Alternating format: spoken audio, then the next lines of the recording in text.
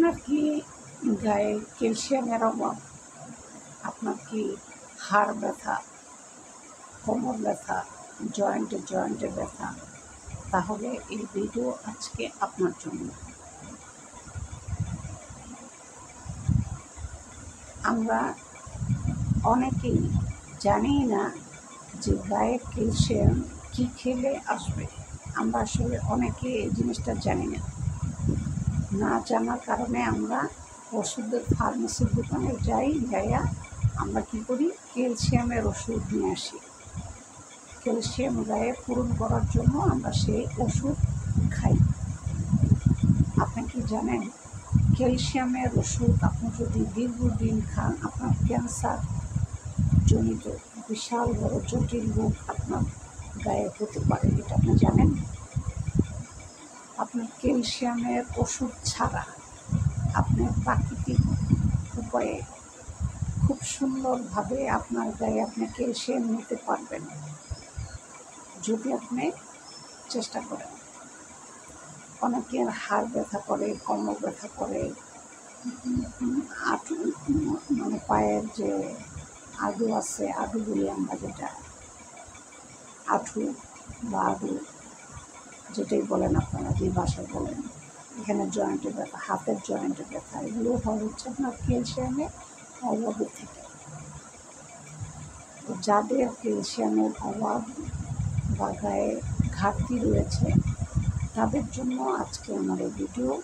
পুরো ভিডিও দেখবেন, আর পুরো ভিডিও জুড়ে অবশ্যই আমার সাথে থাকবেন, তাহলে বুঝতে পারবেন। আর ভিডিও স্কিপ করে দেখবেন না, পুরো ভিডিও দেখার জন্য চেষ্টা করবেন, তাহলে আপনি বুঝতে পারবেন যে ক্যালসিয়ামের ঘাটতি কোন খাবারটা খেলে আপনার ক্যালসিয়ামের ঘাটতি চিরতরে চলে যাবে। সেটা আপনি কন্টিনিউ খাবেন, আপনার ক্যালসিয়ামের ঘাটতি একদমই থাকবে না, আপনি কন্টিনিউ খাবেন।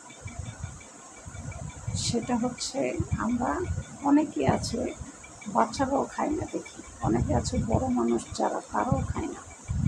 বড় মানুষেরও এই খাবারটা খায় না। সেটা হচ্ছে আপনার লাল শাক আর হচ্ছে কলমি শাক।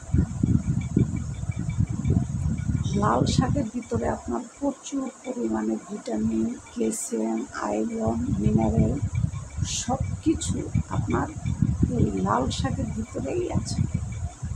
তবে লাল শাকটা আপনি খাবেন কীভাবে? অনেকে সিদ্ধ করে সেই পানি ফালায় দেয়। না, আপনি সিদ্ধ করে পানি ফালাবেন না।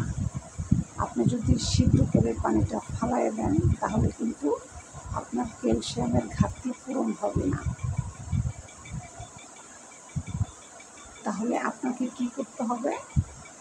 আপনি সামান্য পরিমাণে শাকটাকে হালকা করে সিদ্ধ করে নেবেন। বেশি সিদ্ধ করা যাবে না, হালকা সিদ্ধ করবেন।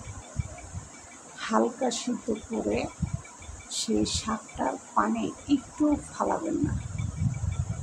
শাকের পানি ফালাই দিলে শাকে যত ভিটামিন আছে সব চলে যায়, তাই শাকের পানি ফালানো যাবে না।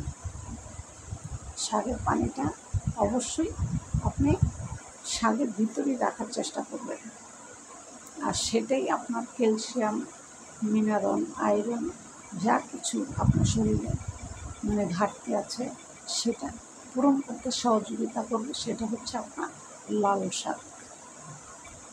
হালকা সিদ্ধ করে সুন্দর করে এটা ভেজে, তারপরে আপনি যদি মানে ভাত অল্প একটু নেবেন, ভাত খাবেন কম। আমরা বাঙালিরা করে কি অনেক ভাত খাই, কিন্তু সবজি খাই কম। না, ভাত খাবেন কম, সবজি খাবেন বেশি।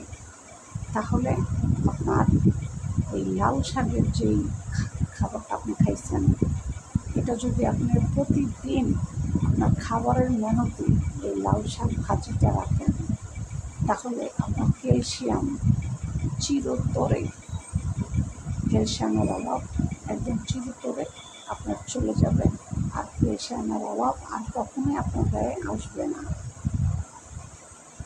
আপনি জানেন, একটা হাই প্রেশারের রোগী লাল শাক খেতে পারেন না।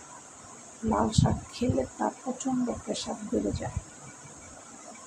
তাই আপনি লাল শাক প্রতিদিন আপনার খাবারের মেনুতে রাখার জন্য চেষ্টা করবেন।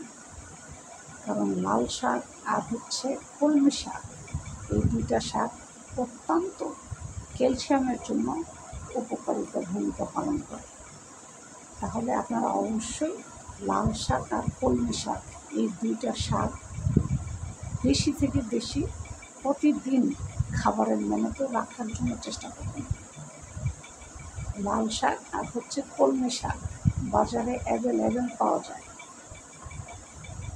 অনেকে খায় না, খাইতে চায় না।